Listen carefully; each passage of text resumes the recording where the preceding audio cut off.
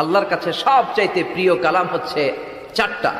লা ইয়াদুররুকা বিআইয়িহিন্না বাদাআতা, এই চারটার কোনটা দিয়ে শুরু করবে এটা তোমার ব্যাপার, আগে পরে করলেও কোনো সমস্যা নাই। চারটার একটা হচ্ছে সুবহানাল্লাহ, আরেকটা হচ্ছে আলহামদুলিল্লাহ, আরেকটা হচ্ছে লা ইলাহা ইল্লাল্লাহ, আরেকটা হচ্ছে আল্লাহু আকবার। এজন্য সব সময় আল্লাহর জিকির করতে রাজি আছেন তো? আল্লাহরে ডাকতে রাজি আছেন? ফাযকুরুনি ওয়াশকুরুলি। আল্লাহ বলেন, যদি আমার জিকির করো আমিও তোমাদের জিকির করি, যদি আমার স্মরণ করো আমিও তোমাদের স্মরণ করি। আবার বিশ্বনবী বললেন, আল্লাহ ঘোষণা দেন, ফাইন যাকারানি ফি নাফসি যাকারতুহু ফি নাফসি, আমার বান্দা যদি একা একা আমার জিকির করে আমিও আমার বান্দাকে একা একা স্মরণ করি।